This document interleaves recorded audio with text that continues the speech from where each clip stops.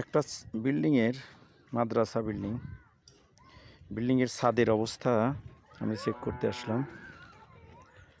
এখানে 5 ইঞ্চি ঢালাই, কিন্তু এদের এই টপ জালি এবং বটম জালির মাঝে কোনো গ্যাপ, তেমন একটা গ্যাপ নাই, এবং যে ব্লকগুলো আছে ব্লকগুলোও রডের সাথে লাগে নাই, এলোমেলো অবস্থা। এই যে ব্লকগুলো ছোট, এই ব্লকগুলো ছোট ছোট, এই একটা সমস্যা। 2 নম্বর সমস্যা হলো যে এইখানে যে দেওয়াল আছে, যে 10 ইঞ্চি দেওয়াল, যে লোড বেয়ারিং দেওয়ালটা, এই দেওয়ালে এই পলিথিনটাই দেওয়ালের উপরে আছে, যে বরাবর।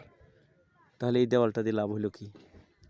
তাহলে দেওয়ালের সাথে কোনো বন্ডিং নেই, তার মানে পলিথিন এখান থেকে কেটে দিতে হবে বরাবর। এখানে যত আছে এই দেওয়াল আছে, 10 ইঞ্চি দেওয়াল, লোড বেয়ারিং ওয়াল আছে, এই ওয়ালের উপরে যে কোনো পলিথিন বা ব্যারিয়ার থাকা যাবে না, এটা করে দিতে হবে। আর ফ্লোরের এখানে যেটা মেইনলি দেখা যাচ্ছে, লেভেলটাও বরাবর নাই। সে লেভেল না থাকাতেই আপনার এই ব্লকগুলোও এলোমেলো অবস্থায় আছে। টপ জালি এবং বটম জালির মাঝখানে কোনো 1-1.5 ইঞ্চি করে গ্যাপ আছে, যেটা অন্তত 2.5 ইঞ্চি থাকার কথা, সেখানে নেই। কোথাও উঁচু, কোথাও নিচু, এরকম পুরা ছাদের অবস্থা এরকম। পুরা ছাদটার অবস্থায় এই সিচুয়েশনে হয়েছে।